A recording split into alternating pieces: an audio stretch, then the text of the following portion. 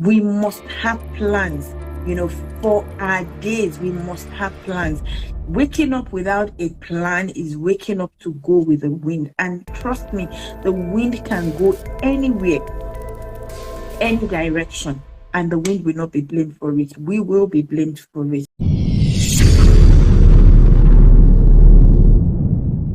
Hello, couple with KIKI people. How are you doing? Wow, how are you? It's been a day. Apologies. I think how many minutes late am I? About 6 minutes. My meeting overran, so apologies. Hey, Mama, it's my big sister. It's my big sister. Yes, it's my big sister. Sis, sure, I'm going to invite you. Do you have time? Oh, let me see if I can ask her to join me. Oh, can you join me? How do they even ask people, invite you to join me? I think I've invited you, sis, sure. Hi, Yinka. How are you doing? Good afternoon. Happy lunch hour. If it's lunch hour, I got my cup of tea. Yesterday, about 5 p.m., I became so cranky and tired, and I was wondering what was wrong with me. Apparently, I spent my whole day taking coffee rather than eating, so I completely forgot to eat. Oh, sis, sure, will you be able to do? Oh, it's okay. You haven't got your lipsticks on. That's okay. Thank you very much for joining me, and I really do appreciate it. So today on Copper with Kiki, it's International Men's Day on Friday. And is it Friday now or Sunday? Is it Friday or Sunday now? I'm not even sure. But this week, and I just thinking that I keep in touch with anything that's got to do with celebrating men. And so today my launch of Copper with Kiki is going to be focused on celebrating men, celebrating fathers, celebrating men. And now when I say men, I'm talking about the young and the old, the younger men and the older men, just celebrating all of them for the good works they're doing, for being men. And one of the things that um goes on in my head when I think of men is the responsibilities, that we have put on their shoulders, or that they've got on their shoulders, the responsibility that comes with being a man. And unfortunately, a lot of us take it for granted, particularly for the men that are fathers. Sometimes we don't pay enough attention to those responsibilities and just appreciate them, better than we do. Just appreciate them for the good work they're doing. And there's something I can remember a few days ago, I said something to my son. I said, "Oh, you didn't do this." And he said, "Mom, I did that thing." I think it was something around the way he walks. So coming out of his room to walk on his desk instead of, studying on bed. And I said, "Oh, you didn't come out of your room to study on your desk today." And he said, "Mom, I did that on Monday, I did it on Tuesday, I did it on Wednesday, I did it on Friday, Thursday. Today is Friday, and I thought I was just chill. But you didn't say anything on Monday, Tuesday, Wednesday, Thursday. But you've noticed that I didn't come out today, or I'm reading on my bed today." And I was like, oops. So the reason why I'm giving that example is because it's easy for us to notice those things that we want a change to, those things that we think are not right. It's easy for us to notice those things that need to be corrected. It's easy for us to notice those things that are not going the right way with us, but we don't, and then forget to appreciate and celebrate the things that are going well, the things that are being done well. Imagine, out of 5 days, he did one thing. He didn't do what I asked him to do on one day. He did 4 days, and I noticed that one day that he didn't do it. And thank God for our children. I was called out and I was told, "Mom, you did not, how come you didn't notice when I did it on those days?" Oh, that was a very low blow for me, but I took it in good faith and I said, "Oh, sorry about that. Well done. But I think you should continue with the habit." So let's remember to celebrate the men It's not just on International Women's Day and all of that. Let's remember to celebrate the men. Let's make it a balanced one. And again, another reason why I want to encourage both male and female to celebrate the men is because of the younger men we're raising. Now, when they see that the older men are not being celebrated, the older men are being, everything about the older men are just so, it kind of plants it in their mind and in their heart. So when they see us celebrate the older one, they're encouraged as younger men and know that they're not, put on the back burner, if that makes sense. So celebrate the men in your life. Take time to celebrate yourself as a man. You're doing an amazing job. And so just also to note, one of the books I read earlier when we started Dushazami was The Principles of Motherhood, The Principles of Fatherhood, The Principles of Manhood by Miles Moron. And today I just thought I'll point out a few things about the principles of manhood from the book by Miles Moron. One, it says a man is a source of strength because God is that man's source of strength. So God is a man's source of strength, and so the man is a source of strength to others. What that means to me is, if God is not your source, that means you would not have the strength for others, right? So as a man, one of the things I pray, one of the prayers I pray for my children, my men on a daily basis, is they would remain connected to God, who is their source, so that they have more than enough supplies. The Bible says they're like trees planted by the riverside, by the riverbank. So when you're planted by the riverbank, your source, is limitless. So, and that's the way I see it. Planting my men and praying that they remain planted, particularly now that they have become adults, in God, who is their source. Also, another principle of manhood is that men are sources of respect to womanhood. Men are sources of respect to womanhood. And what does that mean to me? As a man, the younger man is watching how you respect the next woman, or the women in your life and around them, and they're learning. So you are feeding them how to respect a woman, how to respect womanhood. There's this thing I hear people say a lot: oh, men, oh, women. Oh gosh, that thing kicks me off. There was a day, I can't remember what happened, and one of my boys said, oh, girls. And I said, don't you ever generalize. Generalizing because of a girl out of billions of girls have done something means you do not respect the girlhood. So do not generalize. When a girl has done something, yes, we focus on that thing, whether good or bad, and we leave it as that. It doesn't mean the billions of girls out there, or billions of men, or billions of women or boys will do the same thing. So respect is key. And respecting women, respecting the other gender, respecting others actually means, for me, it means I respect myself. So I say to my children, respecting other people, just like forgiving other people, is not first about them. It's first about me. Keeping my words, staying true to my words, my integrity is not first about that other person, but about me as a person. So respect is key for every man. Also, men, and one of the principles of manhood is a man must protect his loved ones. That's one of the things that I say, that I read in the book, and I was thinking that, okay, a man must protect. So who protects the man? That's a very good question. Who protects the man when the man must protect, his loved ones? The loved ones also protect the man. And then, because the man is connected to his source, which is God, is protected. And that's the way God has created us. That's the principles of God. That's the hierarchy. I mean, the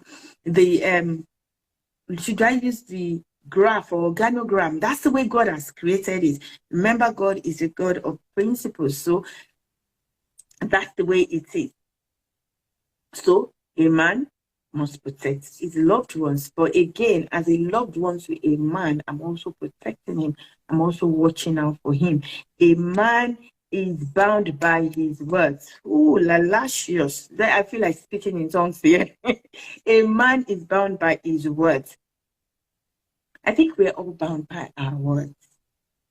What are the things you say? When I was growing up, there's this thing my mom would say that never say a word, never say what you never say something that you will not be proud or confident to say I said.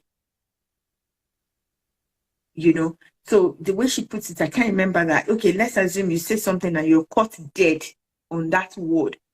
Let your word be your word. Let it be that, yes, I said it. And then there are times that we say things that, oh, ouch, I shouldn't have said that. And let's be proud enough, be confident enough, and be honest enough to say, yes, I said that, but I am sorry I said it. That's one of the principles of manhood.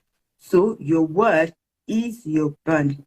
A man must have discipline. A man must have self-control. Now, these are not just things for the men of in our lives. If you're a woman, you're watching this. These are things I'm thinking, have I taught my son? Have I taught my son? Does my son understand what this means? What these things, what these principles mean to him as a man? A man must have discipline. A man must have self-discipline, self-control. I say to my boys, I say, anger is an emotion. Anger is actually a good emotion, but when you do not have self-control, it becomes a bad emotion. It becomes a bad thing. So we must be disciplined. We must train our boys to be disciplined. I have to be disciplined. How do I react when I'm angry? How do I eat? What are the things I eat? Am I disciplined in the things I eat? Am I disciplined in my words? Am I disciplined in my day-to-day actions as a man, as a father? Also, because the truth is, others are watching. There's this thing I saw. I think I saw it on LinkedIn where the young boy said to the dad said, "Be careful where you put your foot." And the boy said, "Oh, Dad, you be careful where you put yours because I'm putting mine where you have put yours." Discipline is very key. Also, a man must know the difference between wrong and right. In one of my books, the mantra, 10 success principles for teenage boys, that book is available on Amazon if you want it. There's one of the things I said, our choices, that your choices are your responsibilities. So you must know the difference between right and wrong. So when you're making your choice, when you make the right choice, you know it's your responsibility. When you make the wrong choice, you know it's your responsibility. A man must know the difference between right and wrong. And following off of that, the man must be willing to take consequences for his actions. I have heard a lot of women in my work with mothers of boys say, "Oh, and this happened and then I'm blamed for it." I know the Bible says that a good son is a pride to the father and the other one is a shame to the mother. But hey, if you as a man is not taking your time to raise and train your son, there will be the consequences. If you as a man is not taking the time to train yourself to be disciplined and choose the right, make the right choices, you will have to face the consequences. So whatever it is we do, whatever it is you do as a man or as a person, to be ready and willing to take the consequences. Also, a man must have a plan. Full and luscious. Waking up and going with the tides of the day is no longer in vogue. When you go to bed, what do you do before you go to bed? Do you reflect on the day? And do you think about and note down where possible what your actions are going to be the following day? I know a lot of people use electronics and all of those kind of things. I know I still do my paper, whatever. So I write it down when I'm getting off my desk and saying, okay, Gabadaya, all done for the day, and I'm putting up my legs for the day. I'm noting down what I did not complete today and what I'm going to do tomorrow, so that when I get back on my desk, I know where to start from. A man must have plans. Short-term plans, immediate plan, long-term plan, however you want to do the plan, even if it is just beginning from a daily plan. And one of the reasons what I taught my boys, or what I'm teaching my boys, is when you have plans, it gives the people you are leading the confidence to follow you. When I wake up in the morning and I'm saying, what's the plan for today? I don't want to hear, okay, nothing actually. Do you? No, I want to hear a plan. Even if the plan is we're chilling out, even if the plan is we're relaxing, it is a plan. We must have plans, for our days. We must have plans. Waking up without a plan is waking up to go with the wind. And trust me, the wind can go anywhere, any direction, and the wind will not be blamed for it. We will be blamed for it. Also, a man must know and be able to instill the fear of God. A man must have the fear of God in him. I think that's like the most important principle. It is the fear of God that helps you to love others. It's the fear of God that helps you forgive. It's the fear of God that helps you stay loyal. It's the fear of God that helps you stay true to your integrity. It's the fear of God that helps you have self-control. And I can go on and on and on. The fear of God is very, very important. Also, a man must know his strength and weaknesses. What are your strengths? What are your weaknesses? A lot of us, we focus on our weaknesses and not our strengths.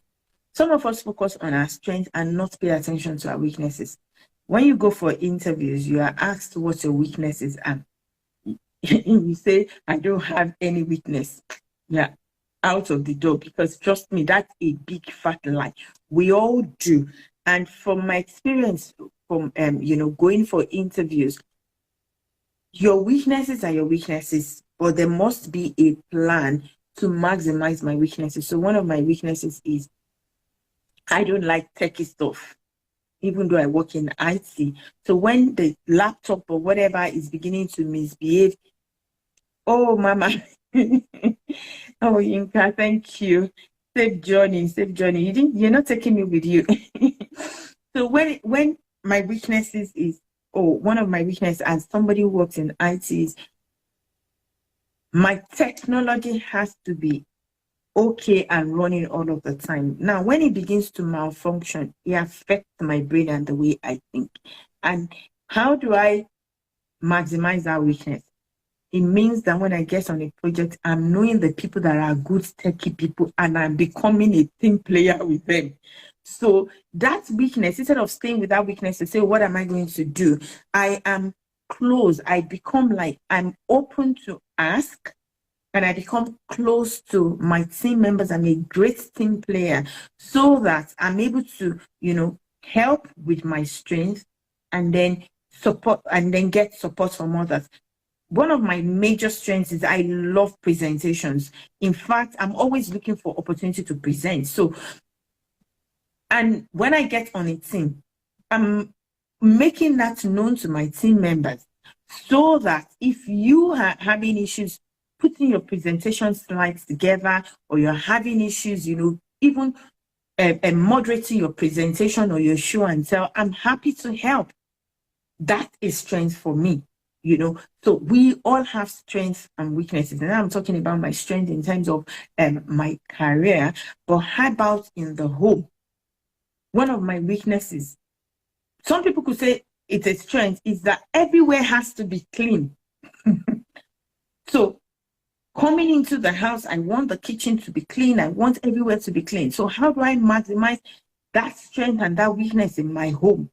By letting the people in my home know, communicating it to them, and then supporting them, making sure we work together to keep the house clean. Cleanliness is next to godliness anyway, so we all have to love cleanliness. Also, principles of fatherhood. Fatherhood is a privilege. And I want to celebrate every father again. I want to celebrate every man. Fatherhood is a privilege to be responsible for others. So I know that a lot of the times we take it, we think kind of feel it's a burden, but actually it's a privilege because you're playing the role of God here on earth. And what is the role of God? One of the major role of God is to love, is love. So you're given the privilege, you're given the responsibility to love. So fatherhood is a privilege.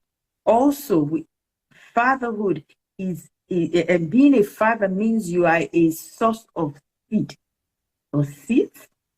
You are a nurturer of that seed to become fruits. And then you are a protector of that seed. And then when the seed becomes fruit, and then you are you are meant to maintain that. You are in maintenance. What's the English now? But I'm sure you guys understand what I'm saying. Your responsibility is to maintain that as well. And how do you do that? How do you nurture your fruit or your seed? How do you protect? How do you maintain? By being there, by being present, by being available, not just going to school for school runs and all of those things, but when you're going for school runs, when you're going for those open days, when you're doing those things, how do you do them? Do you do them by being in the present moment, or you're just passively present? Are you actively present or passively present? Do you engage with your fruits? Do you engage with your children, with the people you're leading? Because one of the principles of fatherhood is great leadership. So do you engage with the people you are leading? In one of my Copper with Kiki, or one of my teaching series, I think I was talking about the fruit of the spirit. Is that what I was talking about? Or love? I think I was talking about love and how for us as parents, and where the Bible defined love, it says love is kind, love is patient, love is not easily angered. As a father, how do you love?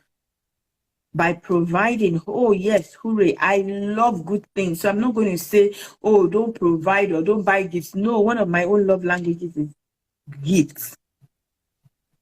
So I love good gifts. But are you just providing those gifts? Are you just paying the mortgage? And when you even pay them, when you provide, what follows suit? I'm working so hard to provide this feeding. Hello, Reverend Sam once said, if the family is not there, if your children and your spouse is not there, you will still work to pay your mortgage. You will still pay your house rent. So yes, we're grateful, but these things are necessities of life. I heard somebody once say that, doing that with him is a luxury. That's talking about his son. Doing sexuality with his son is a luxury, or for the son is a luxury. Luxuries are good, even if you think it's a luxury. So be actively present, and then allow yourself to be a student and learn from your kids, learn from the people around you. When they're giving you, there's one thing we do in my home, we give feedback. We allow ourselves to have family meetings. Now the boys are away from the house, and I've been trying to start the culture of online family meeting, virtual family meeting, and it's just been so hard. I miss those family meetings. But it doesn't mean we talk every day. But that's family meeting where we come together and even if it is online and we talk like every week, even if that's all we can do. But anyway, those meetings, those times where you're able to listen, get feedback from your sons and your children, your family, and then you give them feedback as well. It's very, very important. One of the key things your employers want you to have is the ability to take criticism, the ability to take feedback and work on feedback. So why can't we? Why do we run away from taking feedback at home? I leave that question for us to ponder upon. And then being open to take part in activities with the family, traveling, enjoying, having fun, movie nights, being open to enjoy family life. Oh, there is nothing I love to enjoy more than family life. I love my family. I love to enjoy family life. That sometimes I'm wondering, okay, I'm not being too what's it called with the boys, because sometimes it's a bit different with boys. But again, I realized that ability for us to be able to enjoy our time together, enjoy family life, help us stay together as a family, even when we're in different locations. We have the confidence to stay together and enjoy ourselves, even in the different location. So we're able to call each other, we're able to check up on each other. In fact, the other day my son was like, "Mom, he said, you need to reduce the way you send stickers. I think it's becoming an addiction." Or I can't remember the English you use. I send stickers. Sometimes when I've not heard from them, like I'm sending those stickers that are peeping through. In our family group, I'm sending stickers. I say, where are the members of this family? Being able to enjoy family life is key. It's one of the great principles of manhood. So I'm going to leave you there today. Hopefully on Friday, I'm going to come online again and celebrate the men in our life. Or Sunday, 19th? When is 19th? Today is 16, 17, 18, 19. I don't even know. I will check. But happy International Men's Day to all the men out there. I want to say we love you. We appreciate you. We see the good works you're doing and we do not take it for granted. Happy International Men's Day. My name is KIKI again, and I'll see you next week on Copper. Bye bye.